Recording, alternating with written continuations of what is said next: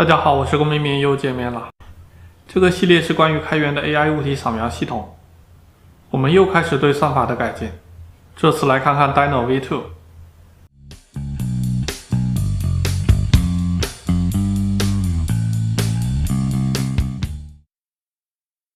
首先，既然 SFM 可以用，为什么要改进呢？一开始我的想法是 Trellis 是通过 Dino V2 获得图片的特征，拿它去和训练好的模型里的某个视角图片做对比，来获得从图片到模型的相似匹配。它对多视角的支持是个 hack， 本质上靠的是 Dino V2 对同一物体的不同视角也能得出比较一致的特征。既然这样，是不是可以来个乾坤大挪移，把 Dino V2 挪到 SFM 里，做图片的特征提取，再把 SFM 里得到的视角交给 Trellis， 获得真正的多视角能力？先专注于第一块，如果我们能因此让 SFM 产生质量更高的点云，或者让它速度更快，就是成功。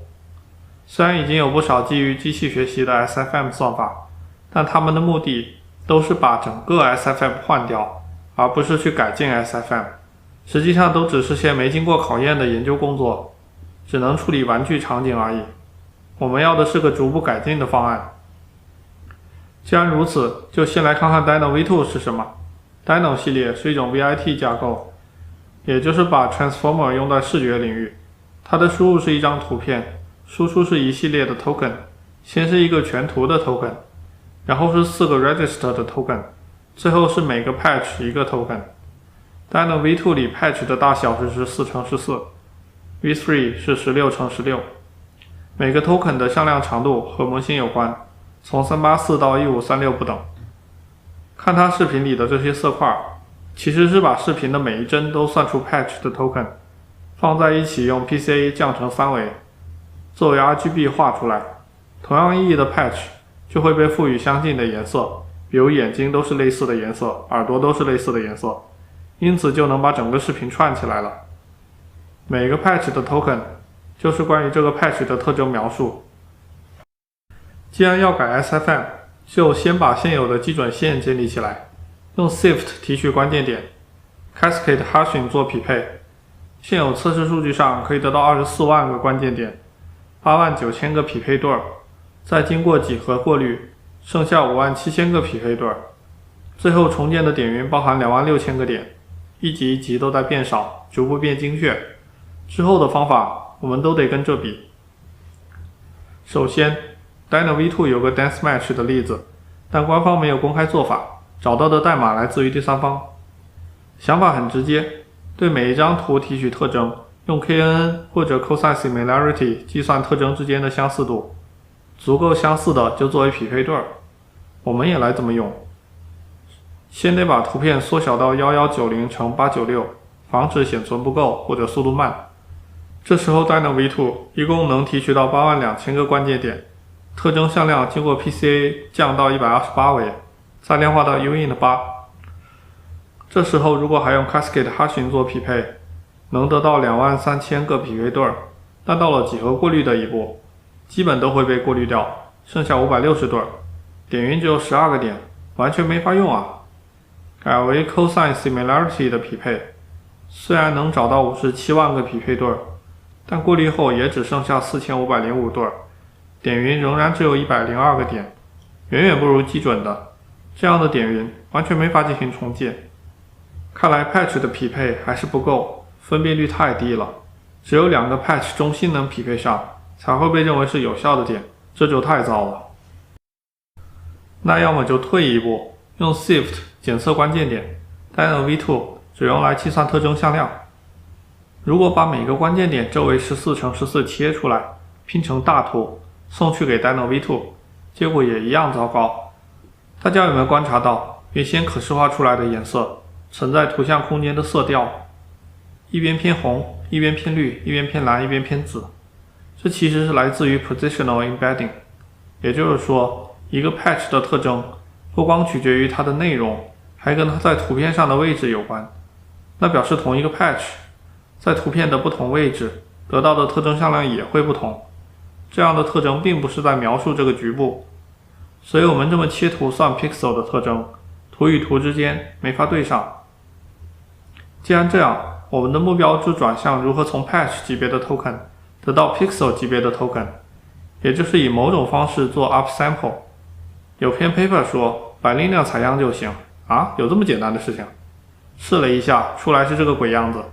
虽然能提取到19万个关键点，找到132万个匹配对儿，过滤后剩下32000对儿，但点云只有207个点，还是没法用。那就再看看其他 upsample 的方法。首先找到的是 fit up， 但它的结果一般，还没法用现在的 CUDA 编译器编译，弃用。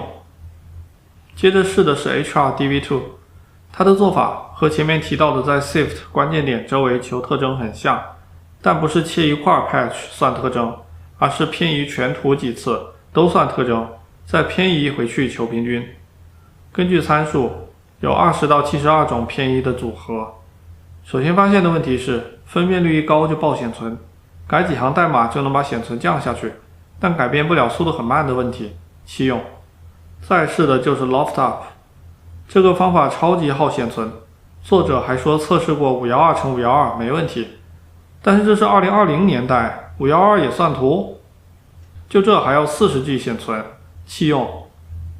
接着又找到了 AnyUp， 它可以 upsample 来自于几个不同 VIT 的 patch token， 结果还不错，速度挺快，1024×1024，耗费10G 显存也还好，先留着观察一下。再接着找，遇到了 upsample anything， 简称 UPA， 这个方法不用预训练，而是根据输入图片在线训练。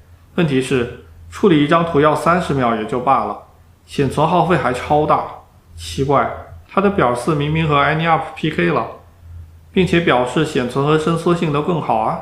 再仔细看看，不对呀，这到底在写什么？